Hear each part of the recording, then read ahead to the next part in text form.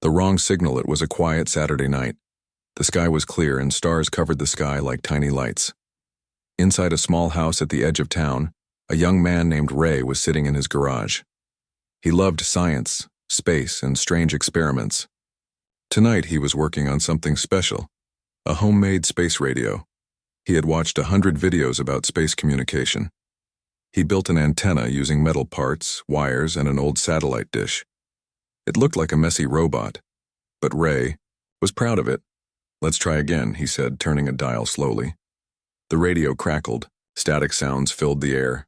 Nothing new, just noise. Ray sighed. He had been trying for 2 weeks. No signals, no reply, just silence. He picked up his small microphone and said with a smile, "Hello? Is anyone out there? This is Earth. I come in peace." He laughed at himself. It was just a joke. No one was going to answer. Or so he thought. Suddenly the static changed. Click. Whir. Shk. A strange sound came through the speaker. Then, a voice. "Earth. Received. Communication. Confirmed." Ray's eyes went wide. "Wait, what?" The voice was calm but not human. It had a strange echo, like many voices speaking at once. "Who is this?" Ray asked, now serious. "Signal locked. Transportation initiated. Prepare for contact." Ray stood up fast. "What?" No, wait." But the radio shut off on its own. The lights in the garage flickered. A cold wind passed through even though the doors were closed. He felt something in the air. Something watching.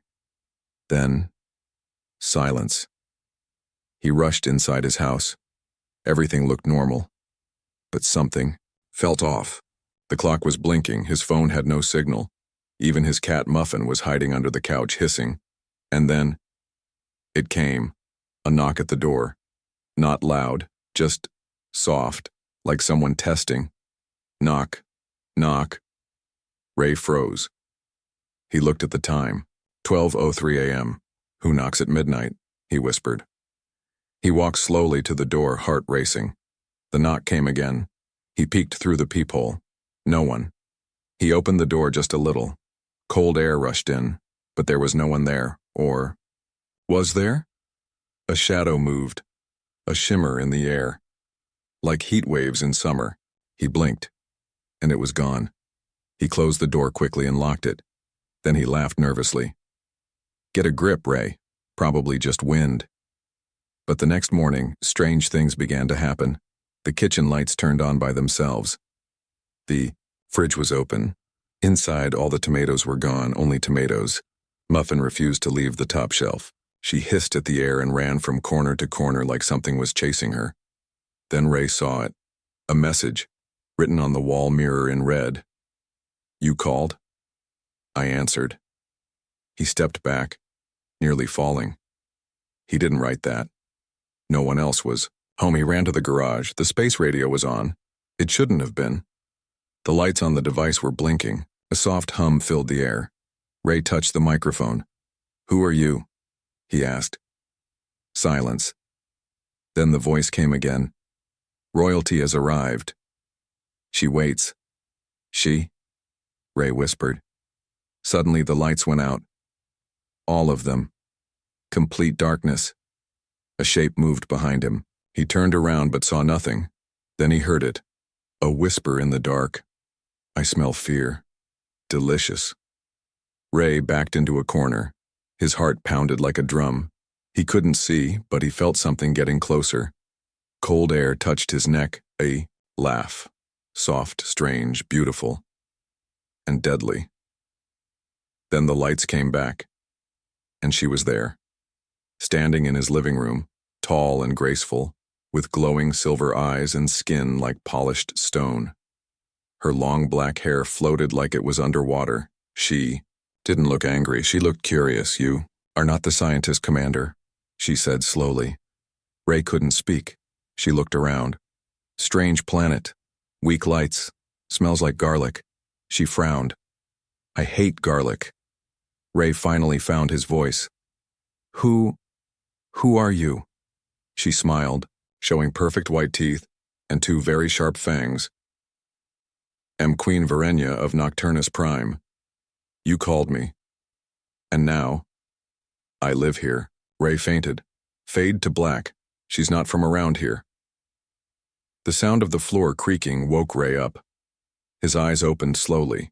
He was lying on the living room couch, and sunlight was pouring through the windows.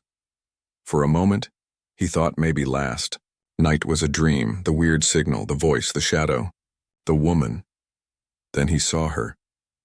Queen Verenia was standing in the kitchen wearing one of his long coats like a robe.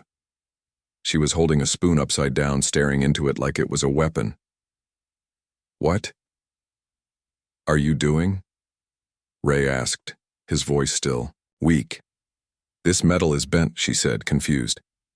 Is this one of your primitive tools for defense? Ray sat up fast. Wait, you're real? She turned to face him. Her silver eyes sparkled in the sunlight, but the moment light touched her skin, she hissed and pulled the coat tighter. The sun on this planet is aggressive, she said coldly. I don't like it. Ray stared at her. She looked human, but only from far away. Up close, her features were just slightly off, too perfect, too sharp, too powerful. And then there were the fangs. Look, Ray said slowly. I didn't mean to call you. I was just messing with signals. It was an accident. She walked closer. Every step she took made the room feel colder. On my world, she said, summoning is not done by accident. If a signal reaches me, it means a bond has been opened. A link between two life forms. You and me. Ray blinked. A bond? Wait, no. I didn't sign up for this. I didn't even swipe right. She tilted her head. What is swipe right? Never mind. Suddenly, every light in the house blinked again. The TV turned on by itself. A news report was playing. A strange electrical wave passed over the city late last night, the reporter said. Scientists believe it came from space. Verenia smiled. They noticed. Wait, Ray said, walking to the window. Is that because of you? No, she said, now serious. It's because others are coming. Ray turned around. What others? She walked to the center of the room and sat down on the floor, cross-legged as if beginning a ritual. My arrival was not authorized by the High Council of Nocturnus Prime, she said. By opening a signal portal to another planet, I've broken several interstellar laws. Great, Ray whispered. So you're not just a vampire alien queen, you're a criminal vampire alien queen? She looked up at him sharply. Watch your tone, human. I may be hiding my strength, but I am still royalty. Ray held up his hands. Okay, cool, totally respecting the queen thing. She stood again, suddenly closer than before. They will come. Trackers, hunters. They will not knock. Ray swallowed hard. So you're saying your people are coming here? To get you? She nodded. Or destroy me. Whichever is easier. Suddenly there was a knock at the door. Ray froze. Did you tell anyone about this? She asked, eyes narrowing. No, he whispered. The knock came again, but this time it wasn't soft. It was heavy, strong. 3 slow bangs. Verenia's eyes glowed slightly. Back away, she said. Ray ran to the hallway, watching from the corner. She walked to the door and opened it fast. No one. But there was something on the ground. A black box with a strange glowing symbol on top. She bent down, picked it up, and opened it. Inside was a single crystal, deep purple, with a slow pulse of red light in the center. Verenia's face turned pale. They found me already. Who? Ray asked. She didn't answer. She closed the box and looked up at the sky. We must move. What do you mean? Where would we go? She looked at him with a serious expression. You brought me here. Now you are linked to me. If I die, the bond breaks violently. Ray backed away. How violently? Let's just say, your planet won't survive. Ray stood still for a moment. Okay, cool. No pressure. Outside, clouds were starting to gather, but the forecast had said clear skies. Birds were flying low. Muffin the cat was gone. The signal radio in the garage had turned on again, by itself, and was spinning its dial wildly. Ray walked back to the living room where Verenya was standing still, staring at the purple crystal. He didn't know what was coming. He didn't understand how deep he was in, but something told him. This was just the beginning. And Earth was no longer off the radar. Alien housemate problems. Ray never thought he'd be grocery shopping for a vampire alien queen. He stood in the middle of the supermarket, holding a list she gave him. It included 3 bottles of tomato juice, 2 kilos of raw beef, a garlic candle, for testing, 1 lipstick in bloodberry red and a pack of AA batteries. For energy absorption? He sighed. This is my life now. Back home, Queen Verenya was trying to understand Earth customs. She sat cross-legged on the couch watching 5 TV channels at once, one eye focused on a cooking show, the other watching a vampire movie. So, humans like stories of blood, she said softly. How interesting. Suddenly, the power blinked again. The radio in the garage turned on for the 3rd time that day. A distorted voice whispered through the speakers. Target located. Signal trace confirmed. Countdown initiated. Ray returned and found her sitting in the dark. Okay, he said, dropping the bags. I got your stuff. And just for the record, the cashier looked at me like I'm a psycho. She didn't answer. She was staring at the wall. You good? Ray asked. She spoke slowly. Someone sent a shadow drone. A watcher. Ray's face turned pale. Here? She nodded. It's small, invisible to the human eye, but I felt its presence. It left, but it will return. Ray backed away toward the kitchen. Do you want the tomato juice now or after we run for our lives? She turned to him, eyes glowing faintly. We don't run. We prepare. That night, strange things happened. The neighborhood cat disappeared.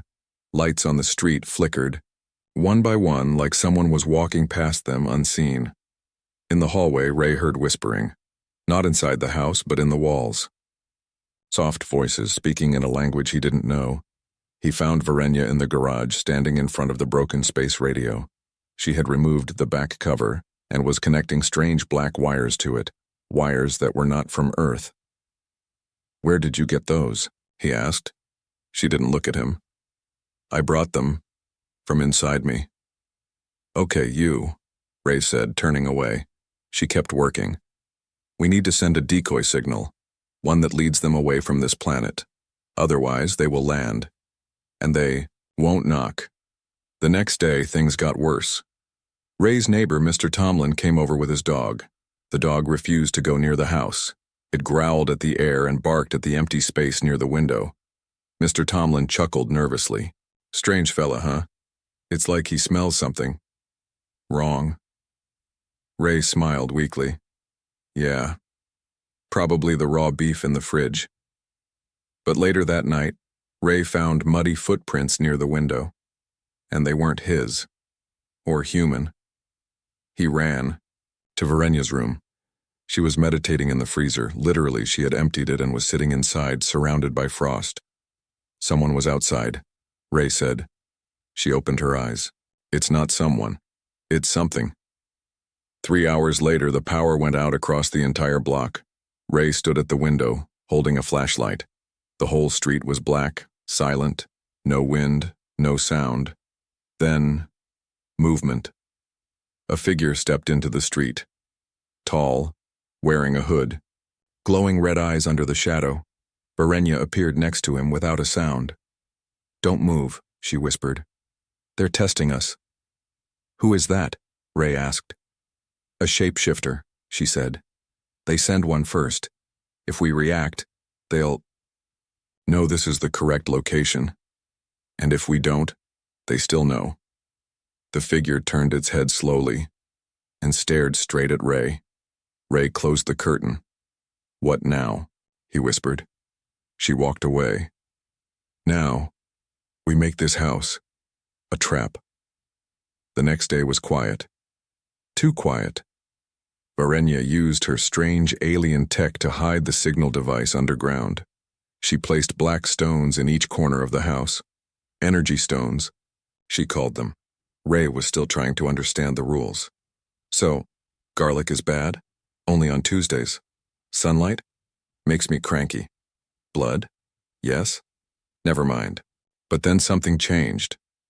Ray's phone, which hadn't worked since her arrival, suddenly turned on. But the screen was different.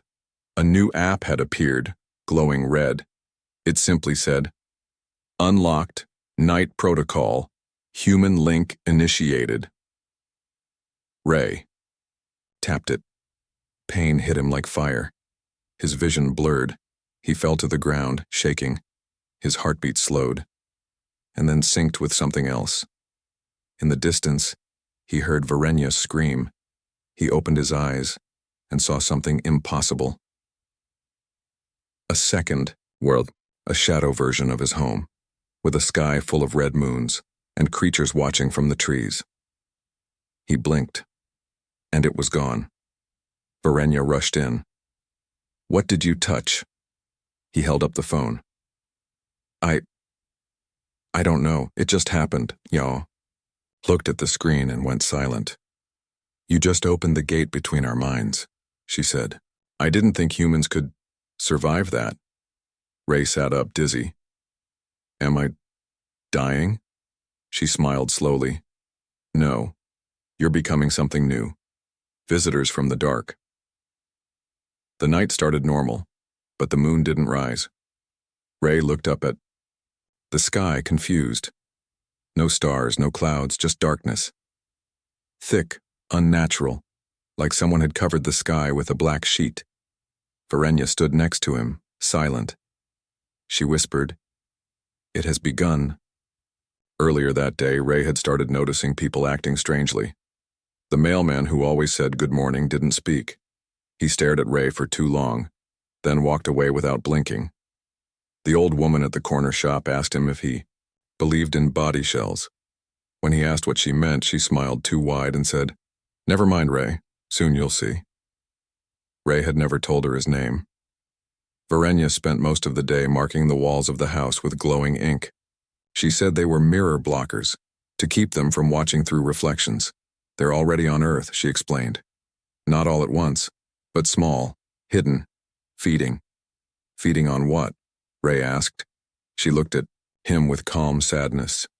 Fear, confusion, weak thoughts. Ray didn't sleep that night. Neither did the shadows. At 2:17 a.m., all clocks in the neighborhood froze. At 2:18 a.m., every mirror in the house cracked in the center at the exact same time. At 2:19 a.m., the power returned. But the lights weren't white anymore. They flickered orange, like firelight. Ray walked into the living room and stopped cold. A man was sitting on the couch, wearing a suit, smiling. He looked normal. Too normal. "You should be proud," the man said, voice smooth like oil. "You made a real mess. The Queen was never meant to arrive on a mortal planet." Ray stood frozen. "Who are you?" The man turned his head slowly. "I'm her reminder." Varenya entered behind Ray. Her voice went sharp. "Get out." The man stood. His smile didn't move.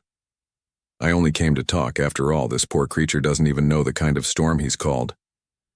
"He didn't call me," she said. "He reached, and I answered. And now Earth will pay." In a flash, the man's face shifted. His eyes turned jet black. His smile stretched too far. His skin cracked like old paper. Ray grabbed Varenya's hand. "What is that?" "A whisper," she replied. "A scout from the mirror dimension." The figure took one step forward and melted into the wall. The paint peeled where he vanished. Varenya turned to Ray. "We don't have much time." Later that night, Varenya took Ray to the roof. She pointed to the sky. "Look closely," she said. Ray stared, and then he saw it. The stars were moving, forming patterns, circles, symbols. Varenya explained, "The invaders don't need ships. They ride the folds between worlds. When enough fear exists in one place, they slip through. So, we're the door? Ray asked. No, she said.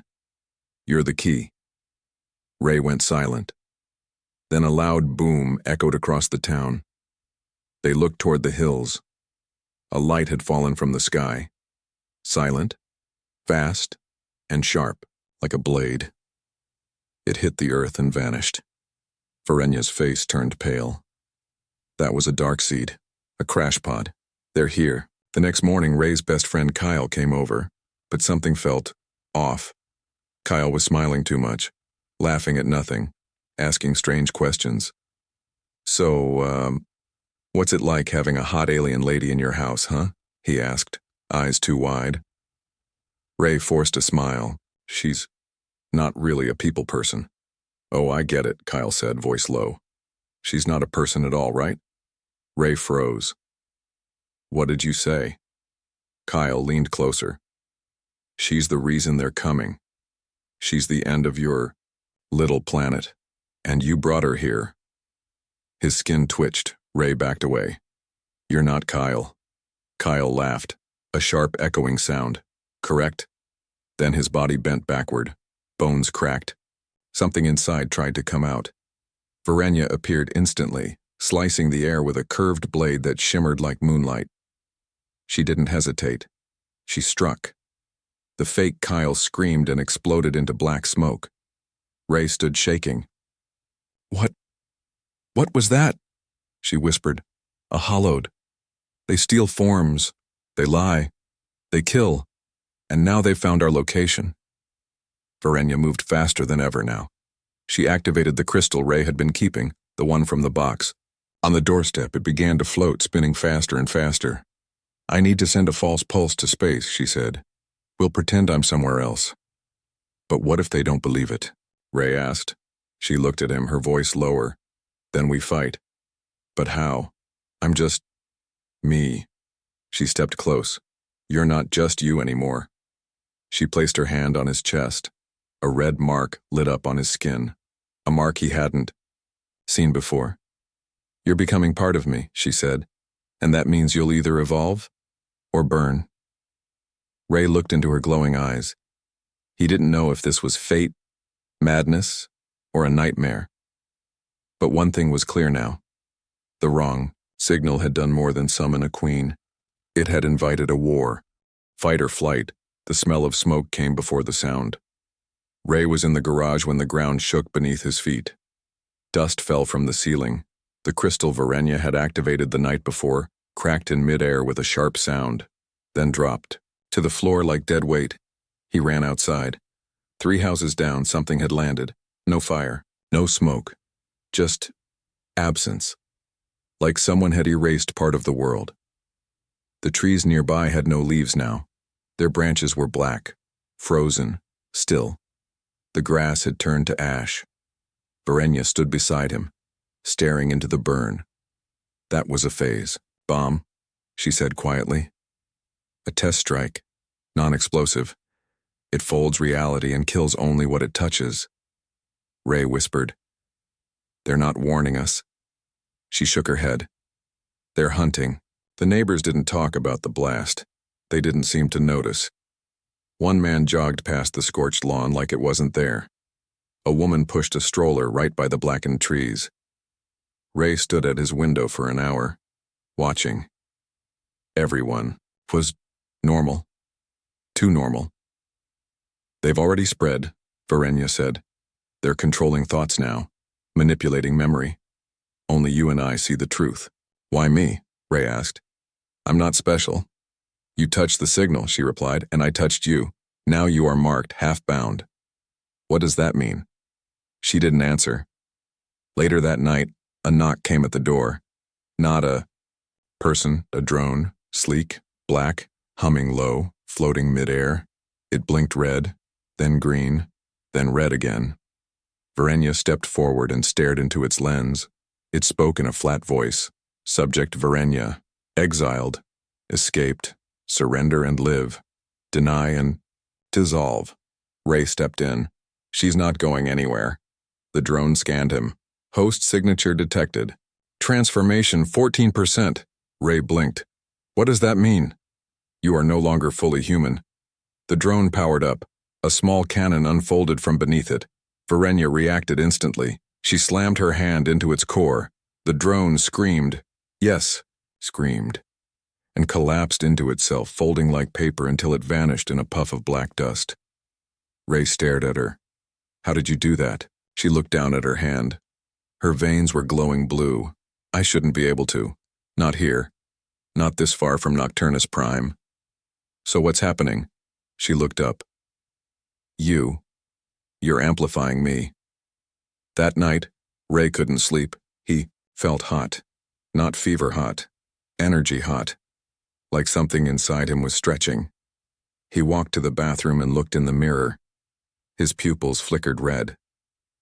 He saw two reflections. One was him. The other, slightly off, slightly older, slightly alien. He touched the mirror.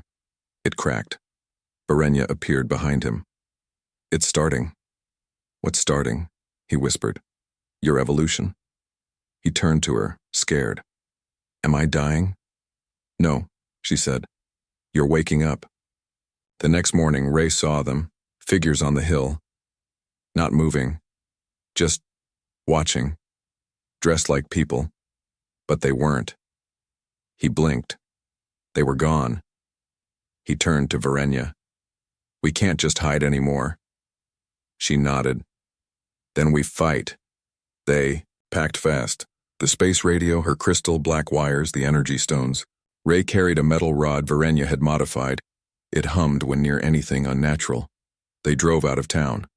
Verenya said they needed high ground, a clean line to the sky for her signal. Halfway up the mountain road, the car stopped. No. Warning. Just silence. Ray looked outside. Figures. In the trees. Everywhere. Run, she said. They jumped out and ran into the woods. Shadows followed them. Something leaped from the trees. It wasn't human. It wasn't animal. It had no face, just skin stretched over sharp bones. Verenya spun and sliced through it with her hand. Another one dropped from above. Ray didn't think. He swung the metal rod. It lit up.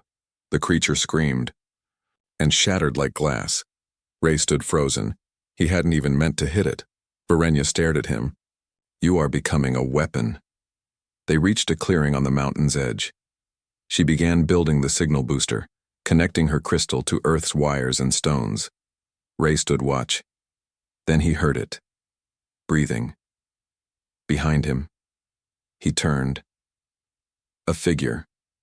Stepped forward, it was his mom, but she died 2 years ago. He froze. Ray, she said sweetly. You've grown up so much, come here. He didn't move. This isn't real, he whispered. Don't you miss me? He raised the rod. I said, come here, she said sharply, voice twisting. He stepped back. She opened her mouth, and darkness poured out. 1,000 whispers, screams, alien hunger. Ray screamed and hit the ground with the rod. The illusion shattered. Verenya turned and unleashed a pulse of blue light. Everything fake burned away. Silence returned, then a soft tone. Her device beeped. Signal sent. She smiled. Weakly, it's done. They'll chase the false trail now. Ray collapsed beside her. I can't do this much longer. She looked at him. You don't have to, because now we don't run. What do? We bring the fight to them. The last signal. For a moment, there was peace. After Verenya sent the false signal, the forest grew quiet. The watchers disappeared. The skies turned back to their normal gray. Even the whispers in the mirror stopped. Ray and Verenya stayed in a cabin high in the mountains. It was old and full of dust, but quiet. Safe. But safe never lasts. It started with Ray's dream. He was walking through a city made of glass. Every building reflected a different version of himself. Some normal, some twisted, some not human at all. Then one version looked back at him and smiled. Wake up, it whispered. They found us. Ray snapped awake. His skin was burning. Downstairs, Verenya was already awake. She stood in the center of a glowing circle drawn with alien ink, her eyes closed, hands lifted. "They're coming," she said calmly. And, this time, they brought a ship. Ray looked at the sky. A crack had opened. Thin at first, then wider, like lightning frozen in place. From it, something was pushing through. Long, black, silent. Verenya didn't wait. "We need to reach the observatory. It's the only place left with signal power strong enough to call for help." "Help from who?" Ray asked.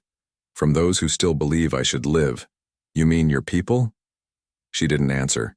The observatory sat at the top of the highest peak. A white dome surrounded by fences and cameras. But when they arrived, the cameras had melted. The gate was open. No guards. No scientists. Verenya frowned. They got here first. Inside, everything was cold. The computers were on, but no one was there.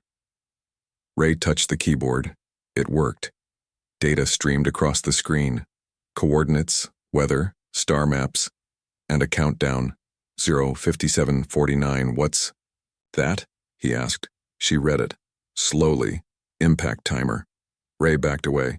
"You mean something is going to hit Earth?" She nodded. "Not something. Someone." Suddenly the lights flickered, and someone spoke through the speakers. "We see you now. We smell your fear." Verenya didn't react. She stepped forward, placed her hand on the screen, and sent a surge of energy into it. Ray watched as symbols appeared. Strange glyphs, not human letters. They glowed red. "What are you doing?" he asked. "Unlocking the final frequency," she said. "If we send this, they'll all hear it. Every ship, every world, even the council." "But you said they want to kill you." "Yes," she said. "But they want to kill Earth more." She turned to him. "I'll take the blame. I'll make them think I forced this. You'll survive." "No," Ray said. "We do this together." Then the glass shattered. Black figures dropped through the ceiling like ink falling from the sky. Silent. Fast. The Watchers had come. Ray raised the metal rod. It glowed red in his hand. One creature lunged. Ray struck it in the chest. It screamed, but not in pain, in fury. 3 more attacked. Verenya spun through them, glowing, beautiful and terrible, slicing with energy. But there were too many. Ray was grabbed, thrown into a wall. Blood on his forehead. His vision blurred. He heard Verenya scream. Then, silence. When he woke, she was gone. A figure stood in her place, wearing her face. But it wasn't her. It spoke in her voice. "She gave herself up to save you." Ray stood. "Where is she?" "On the ship. Soon to be judged." "Take me," Ray said. The figure tilted its head. "Why?" Ray clenched his fists. "Because I'm not just human anymore. I'm part of her, and she's part of me." The figure smiled. And opened a door made of light. Inside the ship it was quiet. Ray walked down long silver halls. Every wall hummed like it was breathing.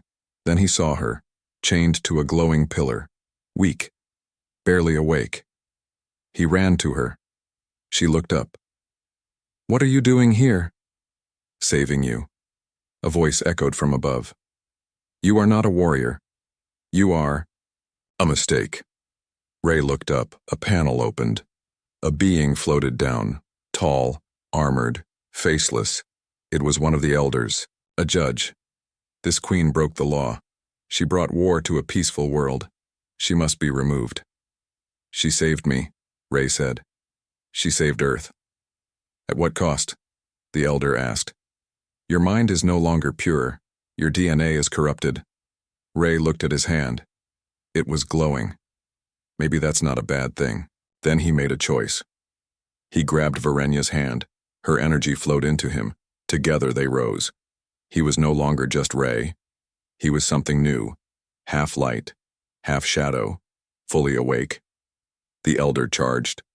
Ray raised his hand, and everything stopped.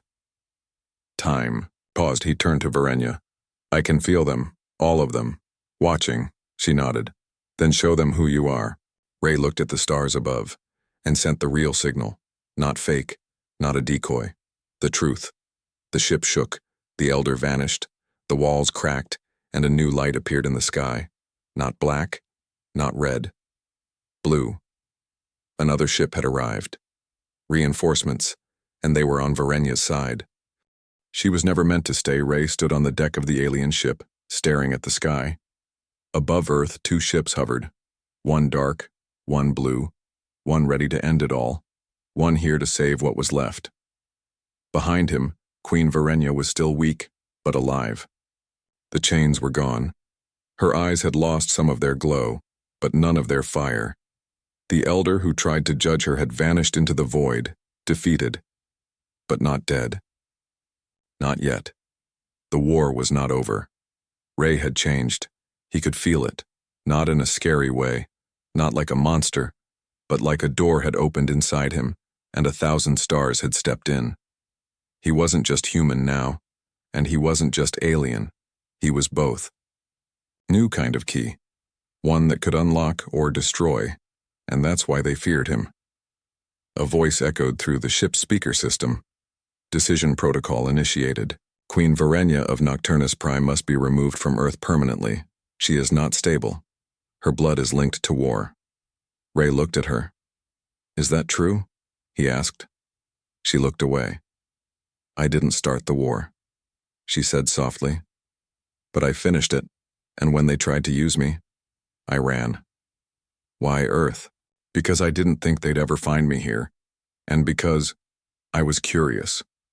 Ray gave her a look. About humans? No, she said. About you. Outside, the 2 ships circled. The blue ship sent a signal, a final offer. Turn her over, and Earth will be left alone. Keep her, and you risk planetary judgment. Ray stood still. It wasn't just about Verenya anymore. It was about every world like Earth. Small, quiet, and always ignored by powerful beings. It was about choosing fear or freedom. Verenya touched his hand. They will kill me, she said, and you will go back to your life. The human part, at least.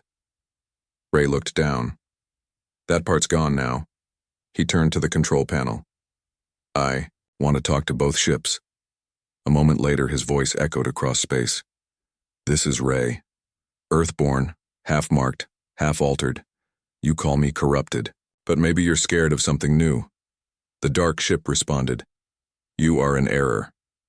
The blue ship waited, then replied, Then show us you are not. The sky shifted. The battle began. From above, streams of red light struck toward Earth. Verenya raised her hands, her power returning, glowing deep blue. She deflected the blasts, protecting the planet below. Ray, using the rod now fully active, sent a beam of energy into space, calling the hidden satellites of Earth's orbit, tools no human had even known existed. The dark ship responded with force. A new creature landed, tall, faceless, crowned in silver. It was not a soldier. It was a cleaver, a being meant to end. Ray stepped forward, but Verenya stopped him. No. This one is mine. She walked toward the cleaver, slow and steady. No, words and only silence. Then the fight began. It was not a battle of fists. It was a battle of time, memory, light, and will. Each strike pulled echoes from the past. Every pain she had buried, every face she had lost. The cleaver tried to erase her piece by piece, but she didn't break. She didn't run. She chose to stay. Ray watched, heart pounding. Then, he saw it. The cleaver reached for her mind, and he felt it. The bond between him and Verenya pulsed. She needed him. He closed his eyes and dove into the connection. Inside her mind, it was chaos. A ruined palace, a broken crown, fires that never died. Ray found her there, standing in the storm. "I'm not afraid anymore," he said. "You should be," she replied.